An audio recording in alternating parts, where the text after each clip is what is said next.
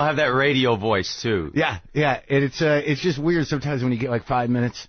The end, they're like, so what do you? They got their little questions, and then there's the laughing, and then you don't even. It's almost like you don't even know if you're part of the conversation. Yeah, and there's that little delay too. Yeah. That screws me up. Did it go well? As well as it goes. Yeah. What'd you do to your hand, man?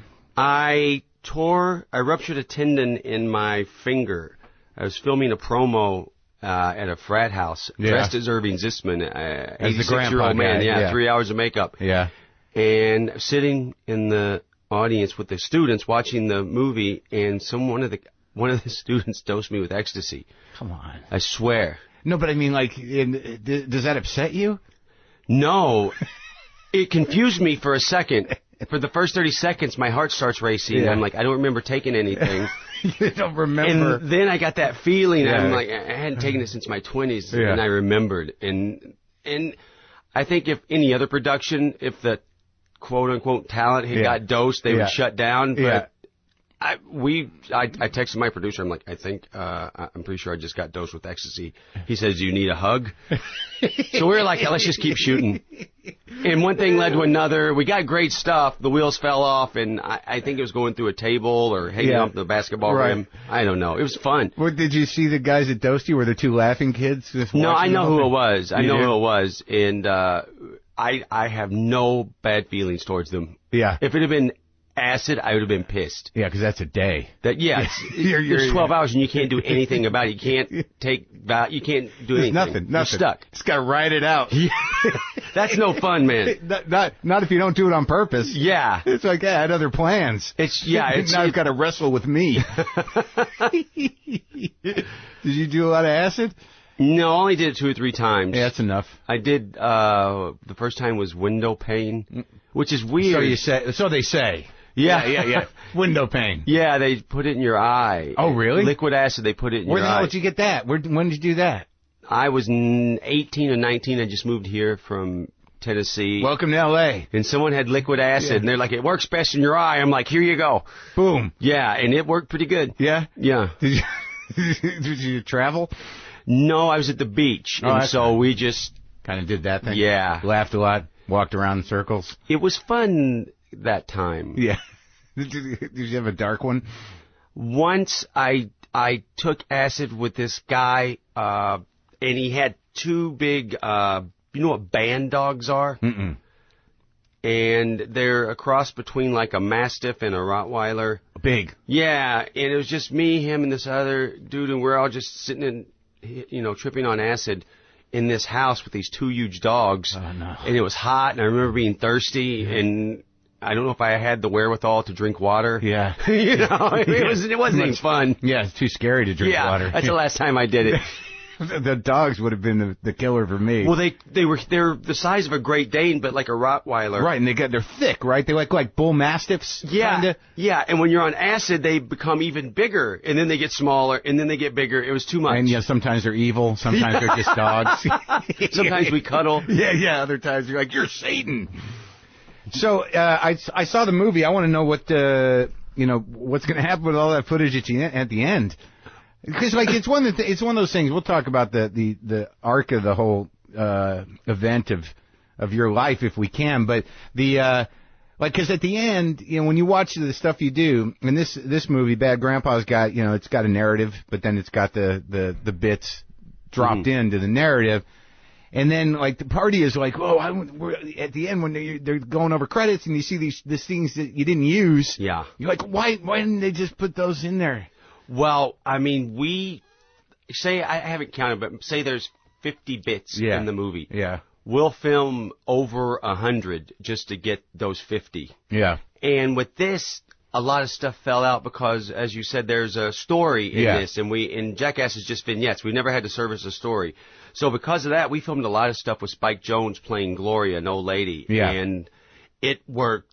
I mean, we got such funny stuff, but it didn't work for the story. Right. And same with Catherine Keener, played my wife. Yeah.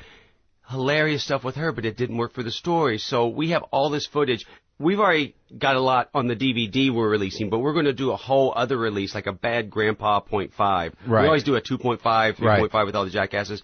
So this one's got probably more than any of them because of the things fell out because of the story. But also, this one, people want to know how he shot it and did it, and we're going to have a lot on there about that because it's people, how do you prank a funeral, people might ask. And well, let me try. Can I guess?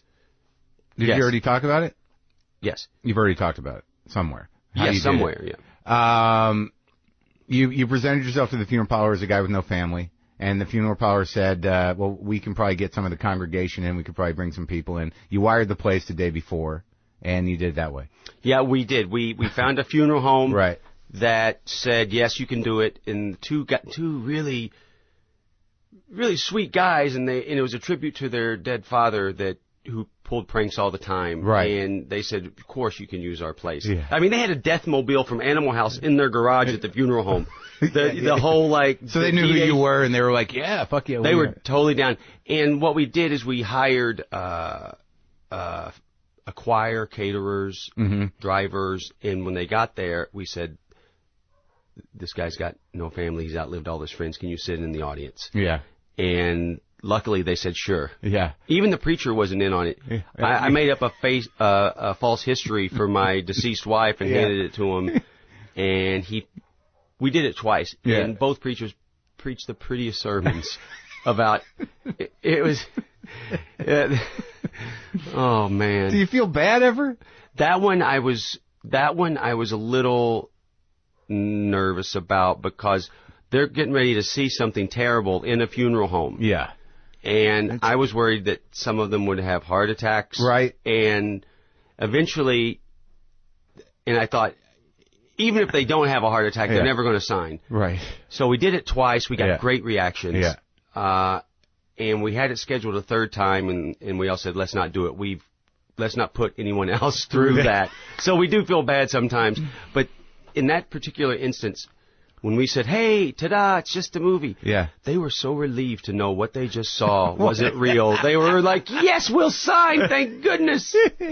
Yeah, when somebody doesn't sign the release after a prank, I imagine you've had to deal with, people are just like, no, fuck you. Oh, yeah. Oh, fuck you. Yeah, a lot. And sometimes you just wait them out. Yeah. And it's just, we have people that are really good at that. Yeah. That go in after I leave, and then they go in. Right. And if they're really hot, they'll bring me back to talk to them. And if that doesn't help, we'll let them wait a week or two, and then we'll go back. And then at the worst case scenario, we'll wait a few months and go back and throw a little money at them. And there's still some people that are like, mm-mm. There's still people that are like, fuck you. In the beauty pageant, I came off the stage. In the movie, Irving, the grandfather takes his grandson and enters him into a little girl's beauty pageant. I dress him up as a girl. Yeah. And he does a naughty dance, and it's one of the funniest things we ever shot, including the Jackass films. And after we came off stage, when he did a really inappropriate dance in front of all the parents and kids, a father was just locked in. Yeah. And he wasn't saying anything, but he was locked in. So I knew I had someone on the hook. And so I approached him and asked him what the hell's his problem. Yeah. And we go into he didn't want to talk in front of the kids, which is good. Yeah. So we go into the next room, and it was such a funny exchange. He was like the perfect straight man. He would just set me up for joke. But afterwards, hey, ta-da, it's a movie. Fuck you. We'll wait him out. Let's call him back in 2 weeks. Fuck you. It's been 8 months and we're still at fuck you. I think it gets worse every time. Right. It just happens. Can't let it go. That's what public pranks are, the hardest things we do on Jackass. Because you never know what you're going to get. And I think somehow or another, I was concerned that maybe you wouldn't, even as an old man, that people might get wind of it. But I guess there's still a lot of people out there that don't know. And this one required, you had to go into businesses and wire the place the night before. What we do is we'll contact the owner. Right. With the idea and say, we'd like to use your business. And if the owner signs off, the employees will sign off most every time. And we just they don't want to lose their job. Yeah. And we just ask the owner, you can't tell your employees because then it's ruined. Yeah. But when you're pranking someone. Yeah. If you're getting a bullshit reaction, you can tell, or I can tell. And so that's what we do in those cases. We just get the owner to sign off. And if we're doing man in the street stuff, I size people up. If someone's standing there with a skateboard and a DC shirt, I let them walk on by. You can't always tell. But you know, you do the best you can. Why? Because you know people who are going to take advantage of the situation. Well, no. If it looks like a Jackass fan, I'm not going to prank them because I'm just wasting my time. Yeah. And then if they discover me, they're going to tell everyone in the area, and then we have to move locations. Right. Now, the interesting thing about a couple of the things without spoiling the movie is... Oh, fuck it. We've done so many trailers that, you know... Yeah. So let's spoil the movie. Well, you know, I guess what I want to ask you is, after you do all these pranks on people, you know, what is it about the human condition, you know, in terms of how people will respond to things that, you know, that you've learned or that surprised you the most? Because there's that moment, you know, when you tell a couple of guys who come to move a bed to help you move a body, and they, you know, with a little resistance, they're like, I don't know, and then they help you. Yeah. There's something about when you have two women that are willing to ship a human. Oh, man. You know, because what do you know about people now that you didn't know before? Well, it's funny because when I tried to get someone to help me dispose of what they thought was a dead body, we tried it once before in Cleveland. Yeah. And the idea then was to have someone come over and dig a big hole in the backyard for a tree I was going to plant. And after they plant it, I bring them in the house. Yeah. My wife's body's on the bed. I explained to them, I had a misunderstanding at the funeral, and can you help me put her in the grave? Yeah. Well, when I tried it the first time, it was all like, I was all silent and shady, and my grandson wasn't in the room. Right. I said, look, I'm in a bad way. Can you help me? Yeah. And as soon as I approached them with that energy, everyone just backed off. No one... Did they run? No one ran, but some left quickly. Yeah. But so we didn't get it that day, and we talked about it, and we're like, we got to change my energy. Yeah. So the next time we tried it in Charlotte, North Carolina, which helps. Yeah. Because Southern people want to get involved. My energy was, hey, this is what's happening, and you know, I had very positive and upbeat, and I had my grandson in the room. Yeah, right. He was coloring. Yeah. So it just your energy, how your energy affects people. Yeah. If you act shady, then poof, you're shady. But if you're positive and upbeat, you can have someone help you get rid of a body. Yeah. Well, the black dude in that scene, you could tell like he just didn't want to. He's like, why? Why am I in this situation? I knew he was a possible runner. I could tell by the look in his eyes. Yeah. He wanted to leave. Yeah. So that's why when I was pranking, you heard me going, James, hey, James, come on, help me, James. I stayed locked in on him to keep the bond going because James was about to get the fuck out of Dodge. That poor guy was so sure that he was in some sort of horrible, life-changing moment. That, shit was gonna... He didn't want to have anything to do with it. Yeah, he was still sort of like, he kind of looked at you like, well, he's got a problem. He's sweet. He's a sweet guy. Right. And his eyes, his eyes make the whole bit. They're just jumping up and down. Yeah. When you start bringing up the crime. Oh, yeah, thanks for the crime. And, oh, yeah, when I was praying. Let's pray. And he sort of steps away. Oh, we almost lost that footage because they signed that day. Yeah.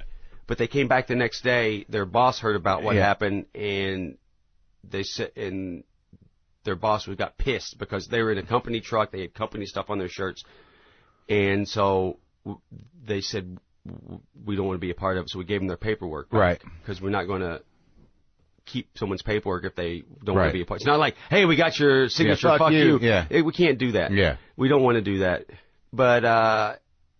But eventually, like, we convinced the company we'll remove all the company's names and off their shirts, and we did, and they were fine with it. So when you say people in the South want to get involved, I mean, you grew up there, so you understand it. Yeah, I do. Yeah. People are... See, sometimes certain cities are... When they see something uncomfortable, the bigger cities especially... Yeah. They just keep walking. They don't want to deal with it. Yeah. And, you got this great prank plan, but no one wants to play. Yeah. But in the South, people are really chatty. They want to make eye contact with everyone they see and talk, and they want to get involved. They see something fucked up. They want to get in and change the situation or help the situation. Yeah. And that is wonderful for pranks. Yeah. Yeah. When you grew up, I mean, where did you grow up exactly? South Knoxville, Tennessee. And I'm fascinated with the South because as I got older, I always judged it you know, because I always like kind of stereotyped it. Well, that's the way we do with the North. Yeah. You know, back home it's still Yankees. Yeah. Everyone in the North are Yankees. Right. So we both are guilty. Right, but then when you go down there, like, this is the best place in the world. Yeah. Everybody's like sweet here. And then whatever happens behind closed doors, I don't know. But but I've had nothing but good experiences down there. That's how I feel about New York City. Really? No. Wouldn't want to live there. No, I love it. It's my favorite city. Yeah, that just happens both ways. And now you can't. What's your real name? PJ Clapp. And you come from a big family down there? 2 older sisters. Mom and Dad are still alive, still married. Really? Yeah, my sisters were 8 and 10 years older, and my father told me I was an M&M baby. What does that mean? You came between menstruation and menopause. Best part of you ran down your mama's crack, boy. Oh, yeah? Yeah, but the worst part of that is my mom would go, oh, honey, it did not. Which makes me think... It did. You know? Yeah, I was born with a club foot, and I have terrible asthma, so I think a little squirted out the side. You have asthma and a club. What is a club foot? I don't know. It's I guess it was askew. Point in the wrong direction. Right. And I had to wear a brace the first 6 months of my life. So what'd your dad do? He owned a tire company. Like he sold tires? Yeah, but mostly he was a professional liar. Yeah. He was a huge personality, constantly pranking his employees, fucking with his employees growing up. Oh, really? Was it with the kind of place where like there were just stacks of old tires out front? And, yeah. Just pieces of cars everywhere. Well, he had one business that was a newer business for new tires, and he had the used tires across the street. Right. But it was all his employees were just a big. It was like a big farm to fuck with people. Right. I mean, he'd give them X-Lax milkshakes and stage gunfights at Christmas parties. That they didn't know about? No, this is what he did one year. He had 2 of his employees get in a fight at a Christmas party and then pull out blank guns and start shooting at each other. Right. And so it was in a rough neighborhood. It was in the McAnally Flats, too. Yeah. So it was a rough neighborhood. Everyone got the fuck out of Dodge. And that's not unusual, I guess, in certain areas in the South. Not in McAnally Flats. Yeah. So, but the next year, he had 2 new employees. And he said, hey, last year we pranked everyone and someone got in a gunfight and they started shooting at each other. Let's do it again this year. Yeah. And so the 2 new guys were like, all right. So they got in a fight and they pulled out their blank guns and started shooting at each other. But Dad had everyone else in the party. They had blank guns, and they pulled theirs out and started shooting at those 2 guys. And those 2 guys fucked off out the door. So you grew up with that. Yeah. Yeah, and like in the tire store, did you used to hang out there when you were a kid? Yeah, I would go over sometimes and hang out with Big George. Characters, right? Straight out of a Cormac McCarthy novel. Actually, that Suttree is based in Knoxville, and some of the guys my father grew up with are in Suttree. Which is a Cormac McCarthy novel? Yeah. Really? Yeah. They were based on those guys? No, not from the tire store, but some of Dad's friends. Right. So Dad, I didn't know everyone didn't have that experience growing up because I was surrounded by all these characters. Yeah. I mean, Ass-Kicking Robert, Big George, Big Sam, Super Dick. His tire groover was named Woodrow Wilson Boxcar Johnson Jr., and his father wasn't even a senior. He just kept adding things to his name? Yeah, and he was always getting arrested for silly things. Like what? He broke in some store, I don't know, breaking in convenience marts whatever. He was just, and they picked him up one time, and this is not a joke, this is serious. Not serious, it's funny, hopefully. Yeah. But they said, Mr. Wilson, we know you robbed that convenience store. We have your fingerprints. He goes, you ain't got my prints. I was wearing gloves. So he was a real lovable, terrible, dummy, terrible thief. But so because that's the kind of business where guys are on parole or they can't get other work or maybe they're just sort of they can stay under the radar. Oh yeah, and Dad loved to buy hot items. Yeah. So sometimes he would come. But he would useless hot items. Right. He would come home with 45 calculators, the big, huge ones, the old-timey ones. Yeah. I'm like, what are we going to do with those? Oh, I got a good deal on them. I'm sure Boxcar stole them, and Dad was just helping them out. Give him a few bucks? Yeah, Dad would always help his guys out. He fucked with them constantly, but, he bought Big George cars and whatnot. What was Big George's story? Big George was about 5'9", 340 pounds. so strong. Yeah. So strong. Big old guy. And he couldn't read or write. Right. And he was narcoleptic. And Big George would drive me and my buddies around when we were little to, take us to the movies or whatever. Yeah. And he'd always be smoking a big cigar. And we'd get to red lights, and then he would conk out. Come on. Yeah, I swear to God, he would conk out at red lights. And so people would be really laying on the horn. He'd sleep through a couple. What do you guys do? Just sit there and go, George! Yeah, we'd try to wake him up. But then we kind of thought it was funny, too, because everyone's getting angry. And then...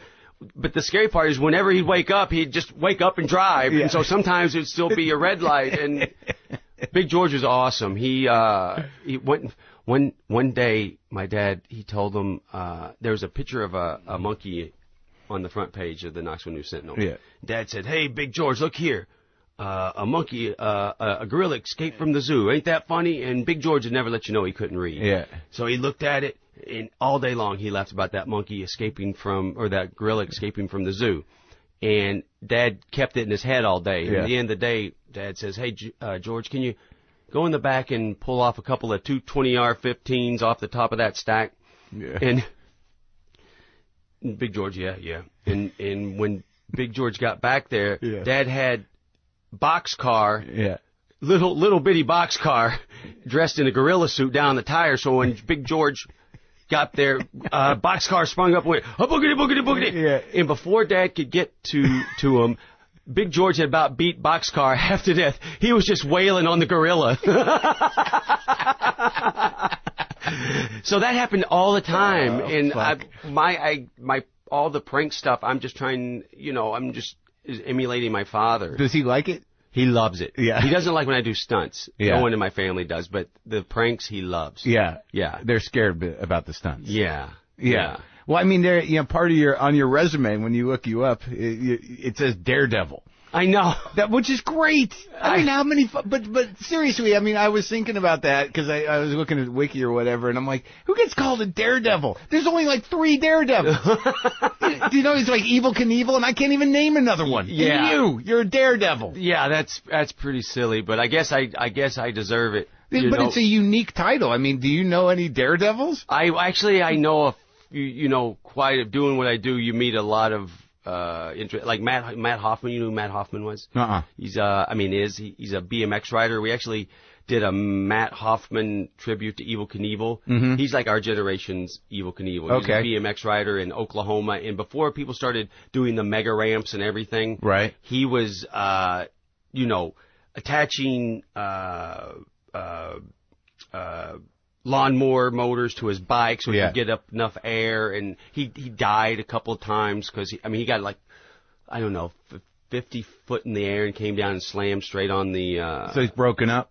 He's had over 23 surgeries and over 75 concussions. But he's the sweet... If you talk to him, you'd never know that he does anything gnarly. He's the sweetest, most gentle guy. But you got to check out the documentary we did on him. It's who did it? You and Spike? Dick House, me, Jeff, and Spike, and it's called The Birth of Big Air. And I don't know.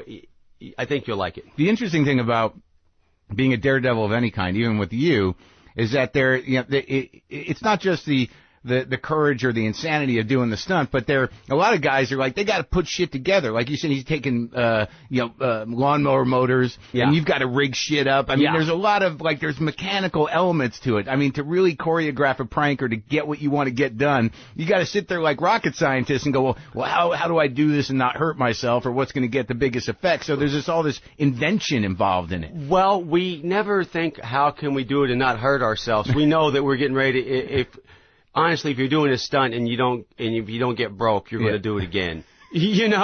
But we did hire some part-time rocket scientists for Jackass #2, where I got on a rocket and rode it out over a lake. And the first time, they were up front with us. They were like, we kind of know what's going to happen, but it's a rocket. It's very volatile, so anything could happen. And sure enough, on the first time I ride it,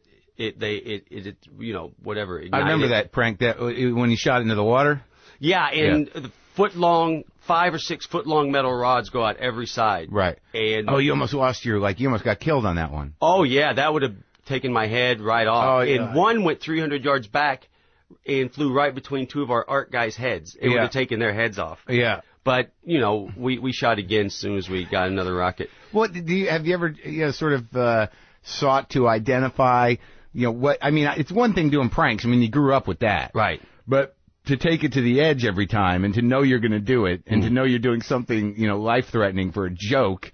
I mean, I wouldn't say it's pathological, but I mean, is it the rush? I mean, do you get addicted to the charge of it? I mean, I have to assume it's pretty fucking thrilling. Well, I think, honestly, I just want footage, and the producer side overrides the performer side, and it is, I guess there is a part of it that I like, but I know what we need, and we need a great stunt right now. Right. Okay, but I got a picture to shoot. I get it. No, I get it. You're there with the megaphone. Go, let's do it again.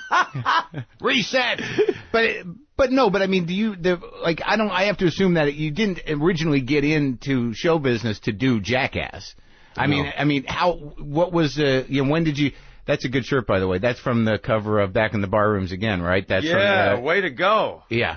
That's a good album. Yeah. Did you grow up with that music? Yes. Merle Haggard? All the outlaw George country Jones? guys. Yeah, David Allan Coe, Willie Whalen, Johnny Cash. Yeah. Was your family into it? I mean, was that? Oh, my father loved Whalen. Yeah. I listened to the old 8 tracks in his El Camino all the time. Yeah, Whalen was good. I love George Jones, though. Yeah, the possum. Yeah, the possum. Those stories. He rode his tractor into town. Yeah. It's great. What a character. Oh, he's great. He's a little wet brainy now, I think. Yeah, but he's older, but man, what a voice. The best. But respected. The best. Keith Richards talks about George Jones in his book. I mean, just even Frank Sinatra said that George Jones was the second greatest singer in the world. And it's like, okay, who's the first? Yeah. Keith remarked that in the... Sure, yeah. But, insane voice. So, all right, but still, so you come out here from Tennessee with some sort of dream. Right. Why'd you leave? Why'd you decide on this? I initially came out from Tennessee to enroll in the American Academy of Dramatic Arts. I wanted to be an actor. Yeah. And I did for the 6 weeks program. That was my excuse to get out of Knoxville because, I don't know, I think in the back of my mind, I believed if I stayed in Knoxville, I was going to get in trouble. Yeah. Because, I just go out and drink and fight. Were there guys around you that, were going down? Yeah. Like your friends? Yeah, I mean, a lot of them either went to jail or became cops. It's that crazy. Are you still tight with any of them? Yeah, my buddies, Alan Fry and Richie Nickel, they own the Vol Market back home. And back home, I guess a lot of people don't have checking accounts, and they all go to the Vol Market to cash their checks. Right. And it's like Casablanca. Because, it's the senators, football coaches, prostitutes, destitutes. Everyone in town goes to the Vol Market to get their checks cashed. To Rick's Vol Market. And they've never been robbed because everyone in the place has a gun on them and shotguns hanging from the ceiling everywhere. It's intense. What, loaded shotguns ready? Yeah, no, they don't hang. They're not for decoration. But they're good to go. Oh. Yeah. Alan said we got a grenade the other day. I said, where do you keep that? Over by the dip dogs.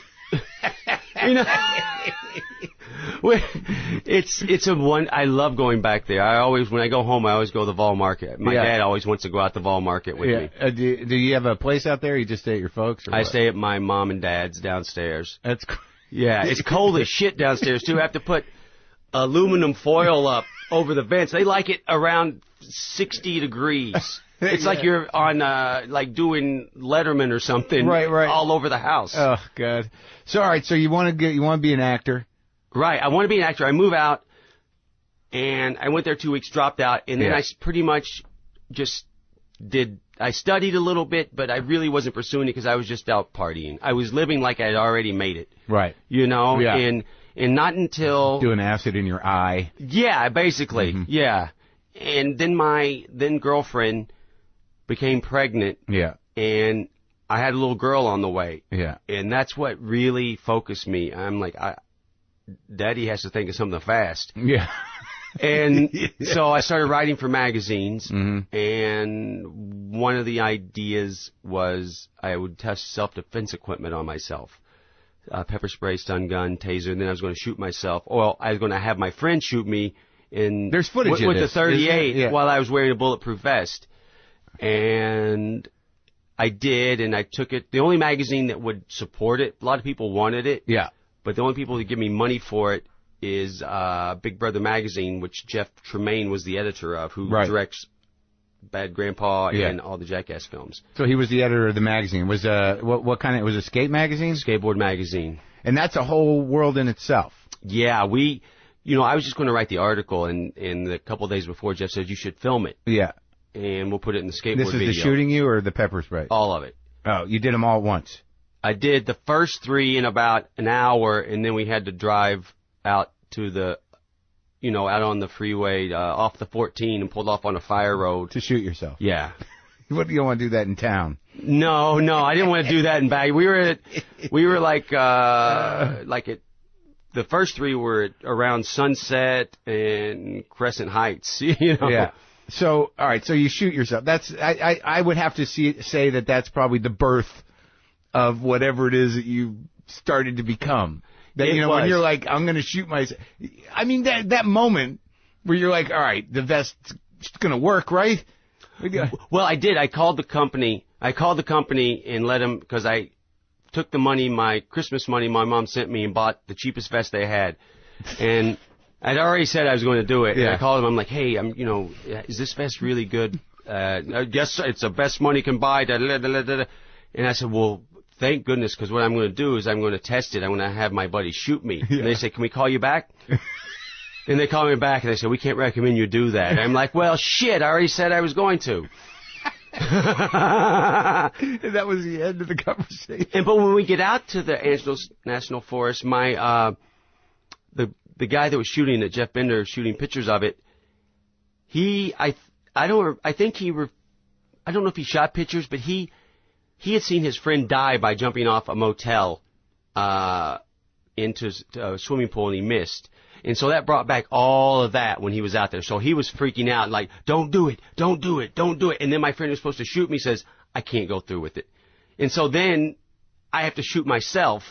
And that's real close range. Point blank. And then a car pulls up behind me as I'm getting ready to do it, and a car pulls up behind me. And some people, they're asking me, I got the gun behind my back. Hey, how are you? Yeah. And they looked to be really loaded on meth. They're like, where's the recycling center? I'm like, you just go down the road, you make a right, and you'll be right to it. Yeah. And it was just so half-assed. The whole, there was no production. It was just 4 dipshits on a fire road with a video camera. Yeah. And so you shoot yourself. Yeah. Were you like, all right, okay, it's gonna happen. It was really intense because Bender was screaming for me not to do. Everyone was saying don't do it. And so they're literally treating like a guy's about to kill himself. Yeah, and yes. And my friend Loomis he'd never shot camera before. He's a drummer, and he kept missing the shot. Watching it back, there's a 25-minute piece of footage on that whole event that is really interesting because it almost wasn't even captured on film, because at the last second Loomis goes back up and I loaded 1 bullet in the chamber, so it's like click, click, click. Yeah, it was like really dramatic. And finally on the 6th one, I'm like, oh, here we go. Click, boom. Yeah. And it felt like someone took a shovel and hit you in the chest with it while you weren't looking. Did you aim it at your chest? I aimed it right below where I thought my heart was, which I'm no doctor. Yeah. And at that moment, though, I think that was like that was your inside. That must have been the big break. You're like, it felt like something, because when we did the Big Brother video number 2, and they put that at the end of the video. Yeah. And all the guys working at Big Brother, most of the guys from Jackass were either being covered by Big Brother for skating or working there. It's the first group I'd been around that I thought, this is a really special group. We have a lot of characters, a lot of nuts. And it kind of reminded me of my father's tire shop. Right. Yeah. And it felt special. And then the number 2 came out, and people were really psyched on it. Yeah. It felt, yeah, you're right. It felt like the beginning of something, and it was. And also, like, I think that, you know, it kind of, like, culturally, something happened because there's something about, all right, so when Jackass first came out and I just saw trailers, I'm like, oh, these guys are just like, you know, this is some bro shit. But then when you went to see it, you know, it's a masterpiece because there's nothing as consistently fucking funny. The first time you see the first Jackass, you're like, oh my God. Now I gotta wait 10 years so that'll work again. You know, like, you want that laugh. You know what I mean? Thank you. Yeah. But it's inexplicable in the sense that it was so, it was fucking, you know, insanely real. Like, you know, like that, the emotions of it, you know, the actions of the prank. It was it was raw as fuck. So it sort of fits into the kind of punk rock spectrum of things. And it interests me in being an overly thinky guy that you sort of luck into or find yourself in this crew of cats that are willing to fucking do anything. Anybody who skates a pool has got to be out of his fucking mind. You know, like they clearly are like, they're in it for the fucking rush. They're wired right for it. Yeah. Right. So all those guys and Spike Jonze was part of that original crew? Yeah, we were trying to develop a show, Jeff and I, a TV show, and we were trying to develop a show, a cross between what we do and the Daily Show. Right. We were talking about me sitting behind a desk and then Jeff said, you know what, let's call Spike, because he grew up with Spike in Maryland. Yeah. And they were friends. Yeah. And let's call Spike and talk to him. What was he doing at that time? Spike was Spike Jonze then. He was, you know, like he making videos, and he was the... skate stuff. No, he was directing music videos. He'd already done Sabotage. He was a huge video director and working on his first film. Yeah. And we called him, and he's like, yeah, I love it. And we told him he wanted to be a part of it, and we told him what we were thinking with the show. And Spike, because he's brilliant, said, well, why don't you just make it look like the Big Brother videos? Yeah. And rough. No, but if you see a Big Brother video and you watch Jackass, they're constructed exactly the same. There's little intros and things come up on the screen, and we were already doing the show, and we couldn't even figure, you know, that's how bright we are. We had the show, we were doing it, but we didn't know. We didn't have a system, so it took an outside eye to say, like, well, see what you guys are doing? Do that. Yeah, don't try to do what everyone else is doing. Just do what you're doing. And that was, I don't know, he gives a lot of great advice. Yeah. And then that's when you guys became friends? Yeah, that's when I'd known him a little, but we started working together and became friends then. And how'd you meet Steve-O? I met Steve-O through Tremaine and all the guys at Big Brother. Yeah. Because I was doing what I did in Big Brother, and Steve-O was this guy in Florida that Dimitri had met at a party, Dimitri Eliaskovich is our director of photography, and he worked at Big Brother. Everyone's got titles now, you know. Right. But Dimitri was at some party, and Steve-O, he was a circus clown at the time in this beat-ass circus inside a flea market in Fort Lauderdale. Oh, the worst, shitty Florida circus. Oh, it was gnarly. And Steve-O was at the party lighting himself on fire, and he had some guy, Steve-O did a backflip and spit a fireball in the air, and he had some drunk at the party. So when I land, I got hairspray all over my hair. You blow a fireball into my hair. Yeah. And so Steve-O did the backflip, blew a fireball, and he landed, and the guy blew a fireball into Steve-O's face. Yeah. And the fire wouldn't go out. So it was like finally they got the fire out, and the ambulance came. But while the ambulance came, Steve-O was still doing backflip fireballs for the crowd. So you're like, that's the guy. But they went back to shoot with them for Big Brother. Yeah. I mean, it wasn't even for Jackass then. It was for Big Brother. I didn't go on the trip. Apparently he was so, like, dude, check me out. And he was just, he was on so much that they went somewhere with him, and then Jeff got in the car and said, let's lose him. Yeah. And they tried to lose him because they were done with him, but they couldn't fucking shake him, man. He just followed them everywhere, and I'm glad. He was really intense in those days. Yeah. Like, he just couldn't calm down. He just wanted so much acceptance, and he's constantly performing for you. Yeah. But now we can have, Steve-O and I can have conversations. Right. Well, he's sobered up. He's sobered up, and I'm not like I used to be. Like, how's that? I was like in the old days. Like Steve-O was always always whacked on something, and I was always running off to sleep with somebody. Right. And now, like, I don't do that anymore. We're old guys. Yeah, getting up there. Yeah. That's right. You got to settle down. Yeah, that's right. You made it through. I made it through. Yeah. It's scary, man. It was. Yeah. Yeah. Well, those guys, also, like, what do you think it was? Because, like, it seemed to, I don't know how much you think about the impact of Jackass, but I mean, when you look at your fans and you sort of see the who they are and what it seemed to represent to them, what do you make of it? I mean, what do you think it was? What led to the success of it? Or? Well, what kind of people? What do you think you were serving? In people. Just was it like suburban kind of like boredom? Was it just like mostly teenagers who were like, fuck?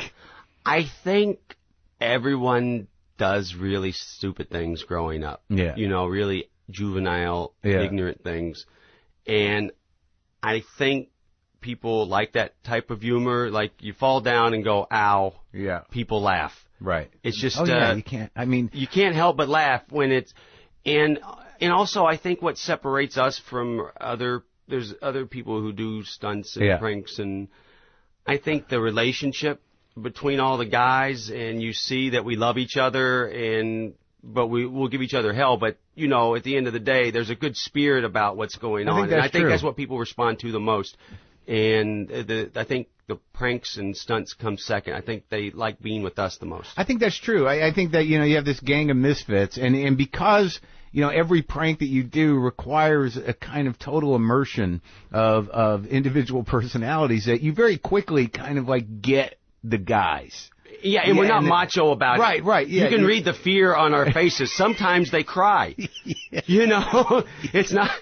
real honest. Exactly. Yeah. It's very authentic. It's almost like, you guys are setting these things up to get to the core of who you are. Like, in that moment, like before you're about to do something, they're like, that's pure him. Yeah. Whatever's happening right there. Those tears are real. Yeah. As they pan over to everyone else laughing.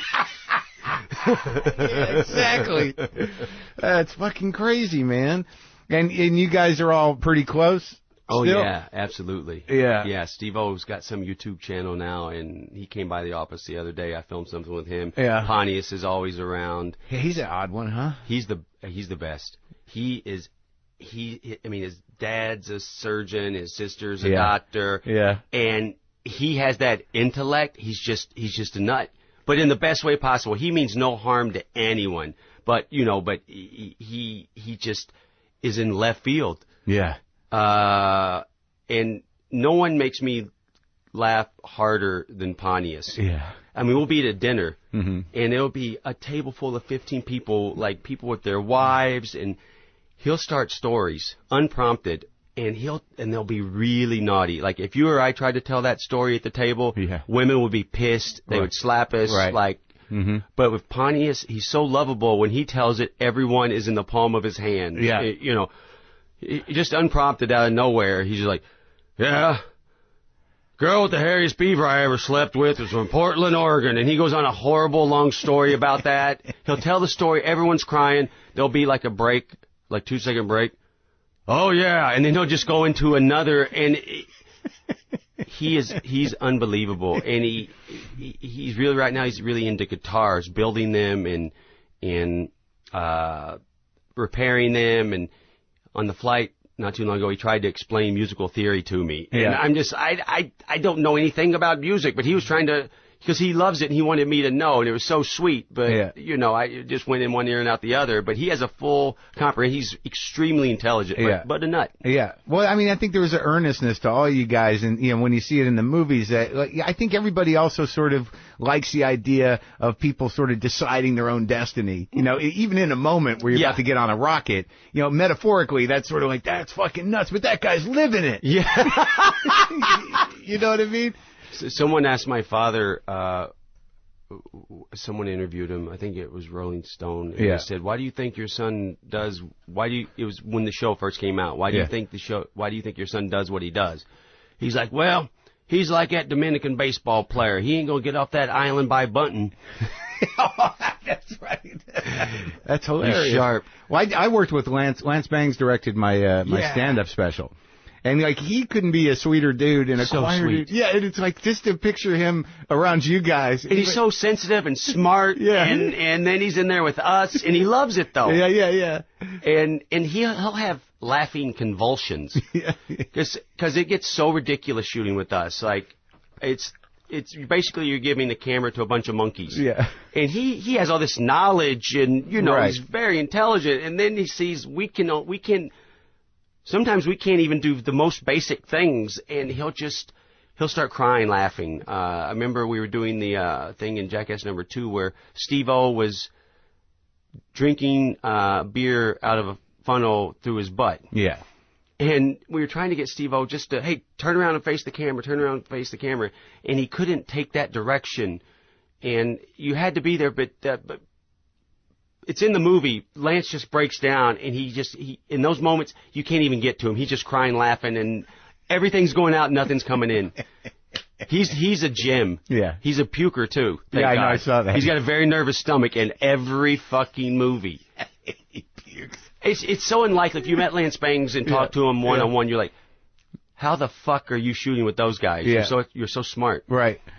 Like, I find that even when I was just telling some guys who hadn't seen Bad Grandpa yet, some of the stuff in it, you can get laughs just telling it. Thank you. It's weird. Thank you. But because the thing in the diner is like, the weird thing about that is that physiologically, it doesn't quite add up. That should have been the tagline for the movie. Like, there's no way that it could, that it would happen, but it doesn't matter. No. People, in those instances where something unbelievable happens, which could never happen, people get emotional, and then they become irrational, and then we have them. Yeah, exactly. There's no, but like, that was a gut punch, like I'm sitting there watching it. Because when you watch a Jackass movie, you're kind of waiting for it. It's a type of laughter that you can't, that cuts right through any sort of intellectual shield or comprehension. Right. It goes right into the primitive guts of who you are. Like, you're laughing like a monkey. Like, you know what I mean? Like, and that thing was crazy. And then at the end, I see that, they had to make a machine that you had to test. Yeah. It's crazy. Yeah, a lot of money goes into R&D. Yeah. You got to make some serious prosthetic balls. Oh, it's so funny because we come up with these ridiculous ideas, and then our special effects guys, they'll test them to make sure they work. Yeah. Just to see someone testing a boner machine or a shit machine, like guys that are really intelligent. Yeah. But it's so funny because they're having so much fun when they're sending these tests to us. It's just ridiculous and funny. We should probably put that on Bad Grandpa .5. Yeah, why not? Those, just the emails that go back and forth over our. We need a prosthetic penis that I can insert into a Coke machine and then fall back on and support my weight. I need a tuft of gray hair down there where the balls are too. For. And they're like, okay, yeah, we'll get to work on that. And also like what we were talking about. Oh, the thing that that Ryan did, and what was it? It was a Jackass one with the car. That was amazing. That thing is fucking unbelievable. That was one of the best things we ever shot. That was unbelievable. Steve-O was supposed to do that. Yeah. And he told his father he was going to do it, and his father got so upset, and Steve-O said he wasn't angry at me, but he was disappointed. And so Steve-O said, I can't do it now. I can't do it. And Ryan was there, and he's like, well, shit, that idea's too good not to do. I'll do it. He really took one for the team. Put the car in his hand? Yeah. He backed that right in there. Now, it was a horrible thing that happened with him. And, I wonder, just because you guys are sort of like, it's like, you're like not just a band of brothers, but there's a sort of cowboy element to it. And y'all know you have a sort of, renegade spirit and, self-destructive personalities. Yeah. I mean, how did that sit with all you guys? I mean, when you heard it? That was, I can still barely talk about it, honestly. It's one of the worst things that's happened in my life and all of our lives. Yeah. I remember the morning getting the news and... Yeah, it's horrible. But when you, When you think about the way you guys lived, is there any party that thinks like, all right, well, it happens? It was a fucking tragedy, you know. Like Zach was in the car, Ryan was drinking, and I don't know. I'm still wrapping my head around it. Yeah, yeah. Well, I'm sorry for your loss, man. Oh, that's all right. That's all right. Yeah. Sorry. It's all right. No. I just, I wonder, like, in a sense that, obviously it's a tragedy, but like sometimes even as a comic, you kind of, you live a certain type of life. Yeah. And you get along in a business long enough and a certain type of a guy, and you're sort of like, well, I hope it works out. I hope everything works out. Yeah. Yeah. He loved to drive fast. Yeah. He loved to drive really fucking fast, and we yelled at him before over it. Oh, yeah. And you add drinking to it, and that's just that's just the crazy worst thing you can do. Yeah. And you dedicated this film to him. Yeah. We actually filmed something. We were in Cleveland, and he's buried out in Brecksville. Yeah. And Jeff said we should go out there and, in character, and Irving put flowers on his grave. Right. And we were going to put it at the end of the credits. Uh-huh. But when we all watched it in the office, we filmed it, went out there, and we watched it in the office, and it was just too much for us. And we're like, we just made this comedy, and it's just going to nail everyone too hard, and so we didn't put it in there. We'll probably let everyone see it in the Bad Grandpa .5, but it was a great idea, but it was just too much reality. Right. Did you guys all do anything in sort of like after he passed? Did you do anything as sort of like just like an inside kind of tribute or? Well, we did. We had a service over at Paramount. They gave us a piece of the lot, and we did a service with all of our friends and crew and everything, so everyone could go up and say something if they wanted to. And I went to the service in Westchester as well. And every time I've been in Cleveland now and again, and I always go out and take them some flowers. And, that's great. And people, when I go out, everyone really looks out after his grave, and they put them cigarettes on there, or little toy cars people on the grave. People make pilgrimages? Yeah. Oh, and there's toy cars? Yeah, they put little toy cars, which it's a set, like you're there and you're having a moment, and then you see the little toy car and you just crack up. Yeah. And which would have made Dunn really laugh. Well, it's interesting because, if you really, you think about people that, like, have made a contribution.